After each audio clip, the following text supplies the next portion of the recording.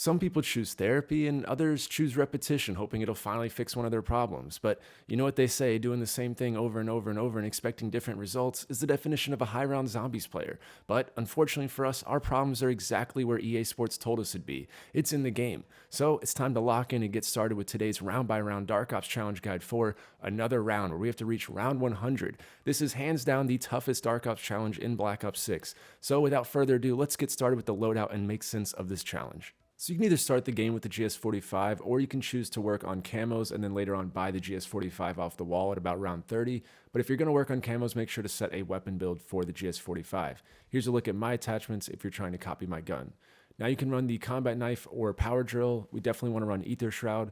The tactical and lethal are up to you. And then as for gobblegums, I'm not really going to be using these, but I would definitely recommend an idolized just in case. It doesn't ever hurt.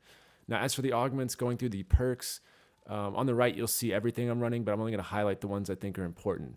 So Dasher for stamina up is a great pair with the PhD flopper ones that I'll show in a minute, as after round 40, the super sprinters start, and that's a nice one to have. Quick revive equivalent exchange is a no-brainer, as we get 6 lives essentially, with 3 with quick revive and 3 with the self-revive. So that's a good one when you're going to round 100. Juggernog having reactive armor. There's a look at melee. And then Speed Cola, I would say supercharged, just to get our Ether Shroud even faster. PhD Flopper having the Slider and Tribologist, and then that way it pairs with the Stamina up like I was saying. There's a look at Deadshot. And then as for Elemental Pop, I would say Electric Cherry and Chillberry is a good combo for this challenge. And then as for ammo mods, we want to run Napalm Burst with Firebomb and Extension. And then for Ether Shroud, we want to run Burst Dash and Extra Charge. So that's the full loadout. And now let's get into game and start this challenge. What's going on, you bunch of basement dwellers? Welcome to another round by round Dark Ops challenge guide. You see I mixed the series name with the challenge name? I know, sometimes I'm smooth like that. Anyways, we have to reach round 100. It's a bit of a tough challenge today, but I'm here to make it a little bit easier. And first things first, let's answer any questions. So can you save and quit? The answer is yes. You can save and quit as much as you want. You could even prestige and load back up your save file and keep going. As long as you reach round 100, you're going to get this. Now, also, as of yesterday, Treyarch announced that they're going to be reducing the Mangler spawns going forward, I think after like round 50 or so, and that'll be implemented on Thursday, as they said. So I would advise that maybe you just wait a day, as today's Wednesday when I'm recording this. So I would just wait a day and then do this challenge. But, either way, the strategy is the exact same. It doesn't really affect what we're doing. It's just, I just would let you know that this challenge will be a little bit easier as of tomorrow. So maybe just wait. But either way, let's get started with this. First thing we want to do is go ahead and make our way to the church, get our Raining Zombies Easter egg, and put our blue wrench on our weapon, and then I will set us up for this challenge.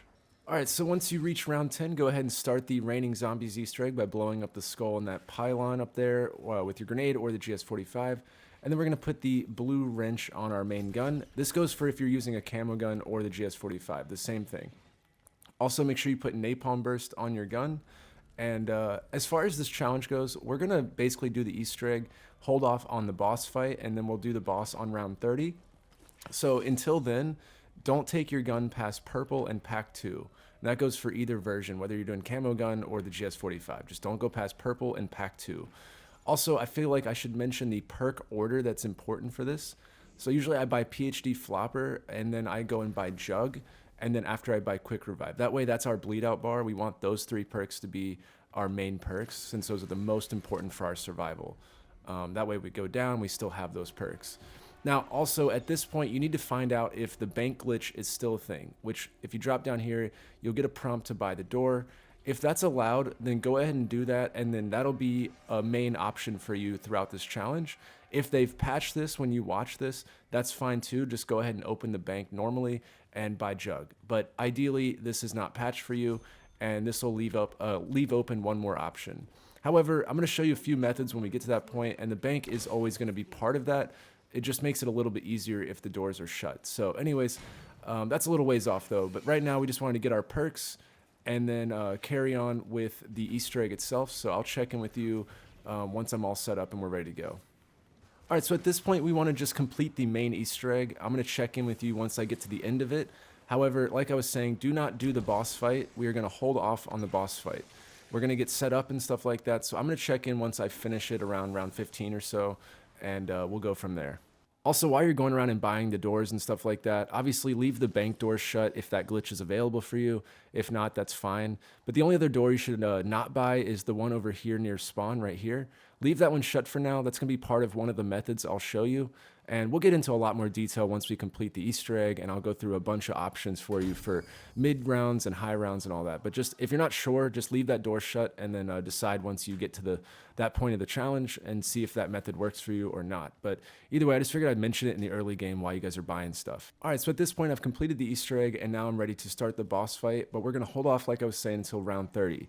Now, at this point, you want to be getting all your perks. You want to get your armor to level 3. You want to get your guns to purple and pack 2 with napalm burst, and also be doing all the stuff to get extra salvage. So I've already prepped the Etherella for the boss fight, but in terms of salvage, you need to be farming the crystals in the church as much as you can. You could also be doing a lot of the side Easter eggs like the graveyard shovel Easter egg. You could be doing the bowling Easter egg, stuff like that. You also want to be opening the bank vault itself, like the actual vault, so we can use our keys for later, and just hold off on using them for now, but we want to farm all these things to get as set up as possible and just progress to round 30. Now, along the way, you could either survive in this area, like most of our challenges, we've been doing that, or you can go to spawn. So I'm going to show you like what I'm going to be doing for spawn. However, I will let you know, spawn's going to be a pretty popular area for our actual strategy, the one that I think most people will use. So if you want a change of scenery before we get to the real higher rounds, I would recommend surviving over here or just somewhere else, because you're going to get really sick of the spawn area. But it's up to you, and at this point, I will see you at the end of round 30 and check in at that point. All right, so at the end of round 30, I have all my perks. I've got level 3 armor. I've got a purple gun that's pack 2 with napalm. Once I get over to the boss arena, I'm going to go ahead and pack up my jet gun fully. But at this point, if you haven't acquired the GS45s, do so and pack-a-punch them to 2. If you've been working on camos, but most of you probably already started the game with the GS45. But either way, get everything you need for the boss fight, and we'll head over there and do that. And then afterwards, we'll hit continue, and that's where we'll get the free pack 3 crystal for our GS45 and the legendary tools for all of our guns and stuff like that. So just complete the boss fight at this point, and I will see you at the end of that.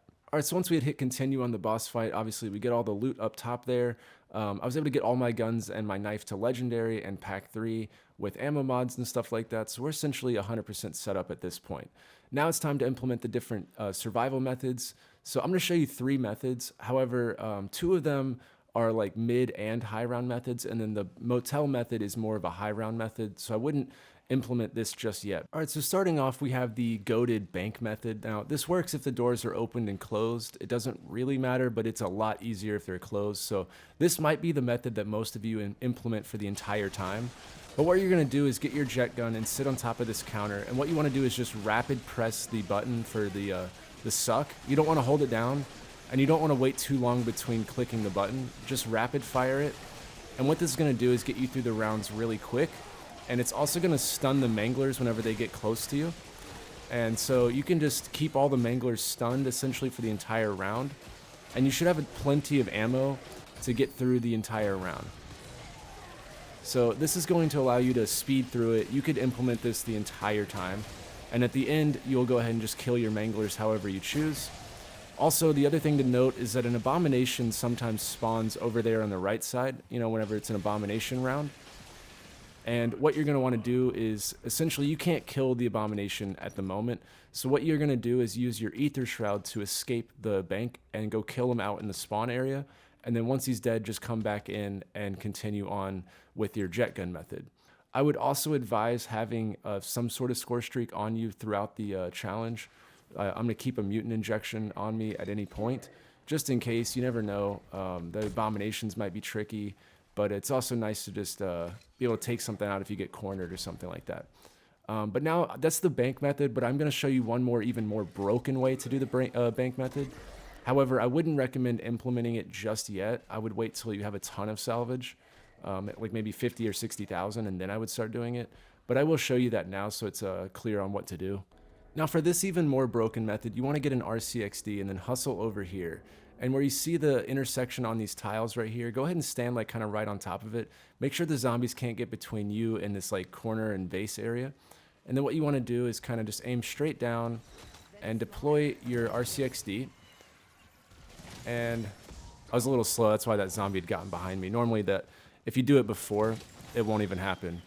But yeah, at this point, we're going to implement our extreme driving skills. It takes a lot of effort to really focus here, but I promise you, if you just really lock in 10 and 2 on the wheel, you know, you'll be able to get through this challenge pretty quick using this method.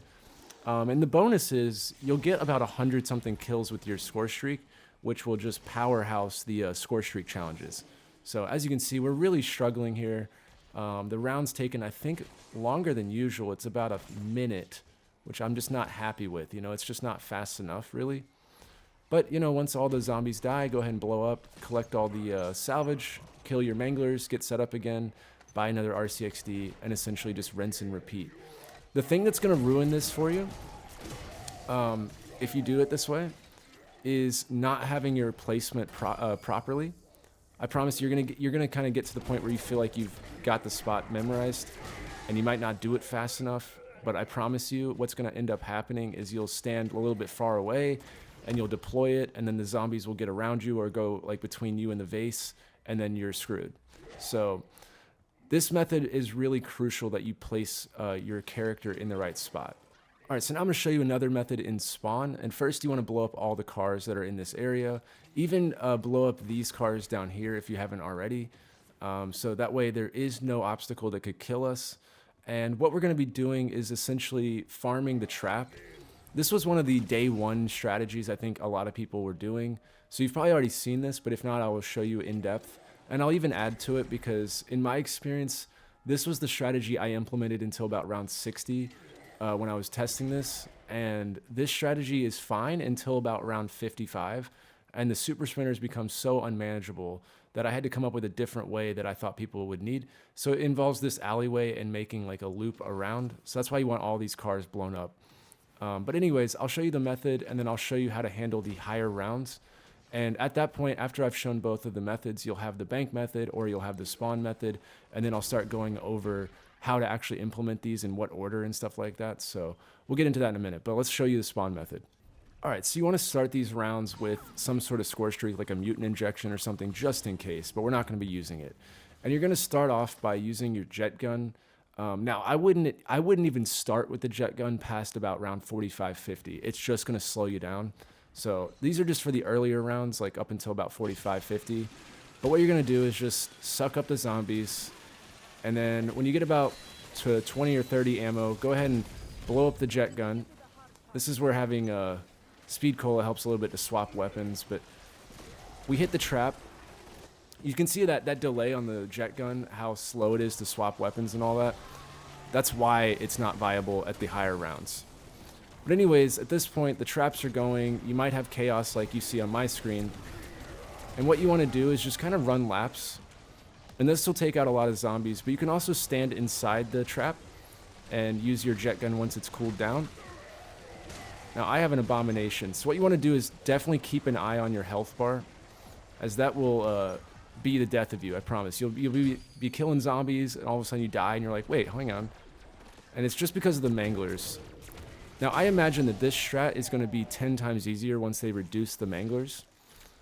Just because all the different shots you get hit by while you're surviving, it ends up making this strat a little bit more difficult. So once there's only like 1 or 2 manglers on the map at any given time, it'll be a lot easier. But yeah, as you can see, I took out like most of the wave without even really having to kill. It would have been a lot easier if it wasn't an abomination round, but it's good to show that, as this is the worst case scenario. But usually by the end of the round, you can go ahead and get looted up again, do whatever you need to do, get ammo, and essentially the trap will have cooled down by the time you're done with all that, and then you'll just start it over.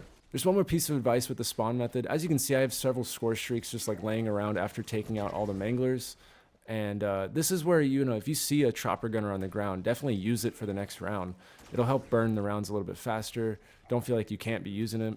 But just make sure you have something on you at any given time, just in case you don't want to take it down. But yeah, now at this point, that's the spawn method, and I'll show you the how to implement this method with the higher rounds, like round 40 and up is when super sprinters start. But realistically, you won't need to implement this until about round 50. But I'll show you how I use the alleyway over here to make this a little bit easier. All right, so let's just pretend like it's round 55 and the super sprinters are going crazy. we would not be using our jet gun at the start. We would just hit our trap immediately, and we could train as long as you can. So definitely try to implement the strategy as much as you can for as long as you can. But let's just assume everything is running after you. You're having a rough time. What you can do is just run laps like this, and this will force the spawns to be kind of like behind you, I suppose, at any given point. And you'll just run around this loop here. You won't have to worry about spawns coming in this way, as everything will chase you around. And that'll reset the whole area, allowing you to come back and essentially just keep going. And once your trap is run out, you might still have like half a round left, which is fine. So like pretending like this is what we have left. And then all we're doing at this point is just sliding. We just want to slide through all the nonsense here. And I can't wait for the mangler spawns to be reduced. As you can see, it's already ridiculous, around 37. But anyways, we can just keep running laps. And this is a really safe way to do this. As you can just kind of sit right here. Once you see the spawns on the right there, I like to run away. And now the spawns will reset again. And you can basically just keep making laps as long as you want. And I like to go all the way back to this area instead of just cutting straight across, as the spawns will be reset again. This is a slower method, but it is a lot safer, I would say, especially once the super sprinters happen. So if the spawn method's not working out perfectly for you, then just do this. All right, so now that you've seen the bank strat and you've seen the spawn strat, the spawn is a little bit safer in terms of you have more room to run and everything, but it is a little bit slower, whereas the bank strat's much quicker, but it can get a little hectic. That's why we have Ether Shroud, is to escape the bank. But at this point, it's about building salvage and just progressing the rounds. And so that's why the bank strat doesn't set you up with as much salvage, because you're most likely using the jet gun. Whereas with this method, we're more likely to use our pistols. So there are advantages and disadvantages to both methods. But what I like to do is, in these earlier rounds, you could use the bank strat and basically just sit in there until about round 50. And that does work with the doors opened and closed of the bank. It's just a little bit harder when the doors are opened. So I would recommend doing it with the doors closed. Now, if they've already patched it, that's fine. Do it as far as you can. You might leave the bank at round like 45 or so, maybe 50. And if it's working for you, great. Just keep doing that. But at any point, if it gets too overwhelming for the bank or it's just not working properly, do the spawn strat, okay? This is a reliable method. It's going to get you there, I promise. It's just a little bit slower. Vermin rounds, you want to go ahead and sit in this alleyway. This will be the fastest spawns, and you can get here pretty quick from either method, the spawn method or the bank method. This is an easy spot. It's quick. You're near a crafting table, and the spawns are very easy to manage. So around 59-60, somewhere in here, you should have plenty of salvage. And now we have two options. So option one is we continue the way we've been going, and we save our salvage, and we get to about round 70, 75, somewhere in there, and you can burn off the last 20 or so rounds with mutant injections. And then the last 5 rounds would be, the vermin rounds and stuff like that. So, you would have to progress to about round 70 or 75 using the spawn method or the bank method to get to that point, and then it's just mutant injections. The game becomes easy mode, and you finish the challenge. Option 2 is, if you have about 35 to 40,000 at this point, we could RCXD our way to victory. If the bank is not patched, then I would 100% recommend the RCXD strat. But if you're unfortunately doing this after the bank method, then the RCXD becomes a little bit harder as you get higher rounds. So that's why I think the mutant injection is the answer for you guys if you're doing this when the bank has been patched. So those are your two options. I'll let it be up to you on what you want to do. So my game bugged out, and my guns won't stop firing, so I don't know what to do. I'm just going to have to record with this, I guess. Yeah, this is cool. Okay, anyways, here's the strategy. Hopefully that doesn't happen to you. You want to use your mutant injection and try to get through the round as quick as you can over here on the stairs. Hopefully by round 85 or so, you should have enough salvage to get through the last 10 or so rounds. My situation's a little odd, as I don't know if I'll have ammo when I get out of this. But anyways, this is the easy spot. If you can make it to this point, you're good. Just buy a mutant injection, save a mangler at the end of the game, or at the end of the round. Look for a mutant injection, and then just buy one if not. And also, you might not end the round. It is a little bit hard to end the round. So you should have about 10 or so left if you're doing like what I'm doing. At which point, you know, you can just run out. So watch your meter. Like mine's about to go away. As soon as it does, I'm gonna hit my Ether Shroud. And then I can get out of here. As for the Vermin rounds, you can also just sit right here. You don't have to go all the way back across the map. And eventually you'll reach 99, which is the last round you have to beat. And you're at the finish line. You just keep doing the mutant injection. You might have to run out into the bowling alley, or I mean out in the exterior area to actually survive the last little bit of the round. You can just run around, you can do whatever you want to survive, but usually I get about 80% done with the round, as you'll probably see here. And then I can either buy another mutant injection if I have enough salvage towards the end. Like right now I have enough salvage to just buy mutant injections. But if you don't, just be frugal and just get one per round and then survive out in the exterior. Another round? Yeah, I don't know. Maybe. One more game? One more round? We actually did it.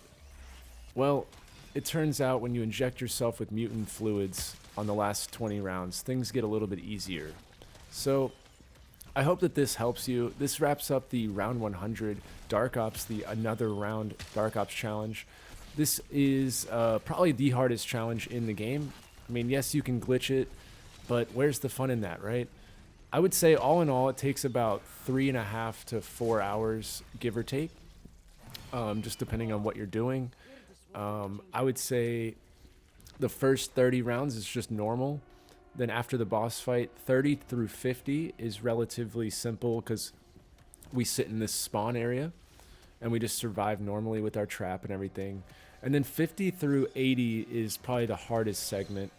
And that's where you could go to the bank and do the RCXD, or you can continue on with our trap and spawn. That's the hardest part because you're just building salvage and it's long rounds.